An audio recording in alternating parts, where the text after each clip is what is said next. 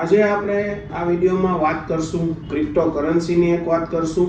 બીજી વાત FII નું જે ભારતીય શેર બજારમાં હોલ્ડિંગ છે, જે પર્સન્ટેજ વાઇઝ 5 વર્ષ પહેલાં કેટલું હતું ને અત્યારે કેટલું છે, અને આપણી જે લોકલ એટલે કે ડોમેસ્ટિક નાણાકીય સંસ્થાઓનું હોલ્ડિંગ કેટલું હતું અને કેટલું વધતું જાય છે એ વિશે વાત કરશું.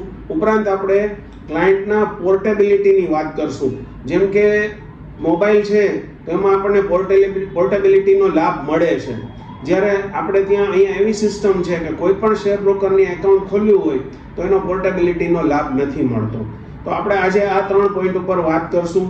પહેલા આપણે સ્ટાર્ટ કરીએ ક્રિપ્ટોકરન્સીથી.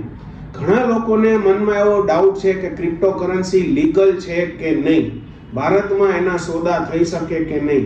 તો ખાસ કહેવાનું છે કે ભારતમાં ક્રિપ્ટોકરન્સી લીગલ છે. ઘણી બધી ક્રિપ્ટોકરન્સીમાં કામ થાય છે. ઘણા બધા લોકો ક્રિપ્ટોકરન્સીમાં કામ કરી રહ્યા છે અને એના ઉપર આમ જોવા જાય તો એક પ્રકારનો એ પણ ટેક્સ પણ સરકાર ઉઘરાવી રહી છે. એટલે ક્રિપ્ટોકરન્સી લીગલ છે, ઇલીગલ નથી, બટ અનઓફિશિયલ છે. એટલે ક્રિપ્ટોકરન્સીમાં જે લોકો કામ કરે છે એ લોકોએ ગભરાવાની જરૂર નથી. દિવસે દિવસે ક્રિપ્ટોકરન્સીમાં કામ વધતું જાય છે. ખાસ કરીને ડોનાલ્ડ ટ્રમ્પ ચૂંટણી જીત્યા પછી જે રીતે ક્રિપ્ટોકરન્સીમાં જે જમ્પ આવેલો, રેઝ આવેલો એ આપણે જોયો છે, અને ત્યાર પછી થોડા દિવસોમાં પાછા ફરીથી ભાવ ઘટેલા છે.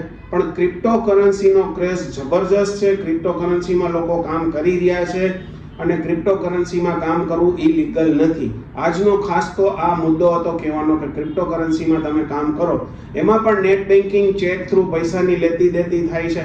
ખાસ એક જ વાત ક્રિપ્ટોકરન્સીમાં ધ્યાન રાખવાની છે કે તમારા જે ક્રિપ્ટોકરન્સીમાં કોઇન્સ કે જે કંઈ પડ્યા છે એમાં એક તો તમારે એ જોવાનું છે કે ટેકનિકલી સાઉન્ડ છે કે નહીં. અને એમાં પણ ટેકનિકલી એવું પણ બને છે કે કરન્સીની ચોરી પણ થઈ જાય છે. એટલે ટેકનિકલી તમારે ખાસ ધ્યાન રાખવું પડે કે તમારું જે બેલેન્સ છે એ સારી રીતે અને સેફટીપૂર્વક સચવાયેલું રહેવું જોઈએ. FII ની જો આપણે વાત કરીએ તો FII સતત શેરો વેચી રહી છે ભારતીય શેર બજારમાં. પરંતુ સિક્કાની બીજી બાજુની આપણે આજે વાત કરવી છે. સિક્કાની બીજી બાજુ જોવા જાય તો 2021માં FII નું હોલ્ડિંગ આ ભારતીય શેર બજારમાં 21% હતું, જે આજની તારીખે 15.7% છે. એટલે કે FII નું હોલ્ડિંગ ઘટતું જાય છે, ભારતીય શેર બજારમાંથી FII નીકળતી જાય છે. પરંતુ સામેની સાઈડ જોવા જઈએ, બીજી સાઈડ જોવા જઈએ તો DII નું હોલ્ડિંગ સતત વધતું જાય છે અને આજની તારીખે DII નું ભારતીય શેર બજારમાં હોલ્ડિંગ 25% થી વધારે છે. એટલે કે ફોરેન ઇન્વેસ્ટર્સ નીકળતા જાય છે અને ભારતીય શેર બજારમાં ભારતીય લોકો, ભારતીય સંસ્થાઓનું હોલ્ડિંગ વધતું જાય છે. એટલે આમ જોવા જાય તો એક સારી વાત છે. આજની તારીખે 25% હોલ્ડિંગ DII નું છે, સામે 15.7% જ હોલ્ડિંગ આપણી પાસે FII નું છે. આ એક ખરેખર સારી નિશાની છે. પોર્ટેબિલિટીની વાત કરીએ તો ઘણી વખત એવું પણ બને છે કે કોઈ બ્રોકર સર્વિસ નથી આપી શકતા કોઈ ક્લાયન્ટને, કે કોઈ ક્લાયન્ટને એના બ્રોકર તરફથી કોઈ પણ પ્રકારે કાંઈ પણ વાંધો હોય તો એવું બને છે કે ફરીથી નવું KYC કરવું પડે છે, નવા ડીમેટ એકાઉન્ટ ખોલવા પડે છે. એટલે ઘણી વખતથી, ઘણા બધા સમયથી એક માંગ એવી છે કે જેમ મોબાઈલમાં પોર્ટેબિલિટીનો લાભ મળે છે એવી રીતે શેરના ટ્રેડિંગ એકાઉન્ટમાં, ડીમેટ એકાઉન્ટમાં પણ મળવો જોઈએ.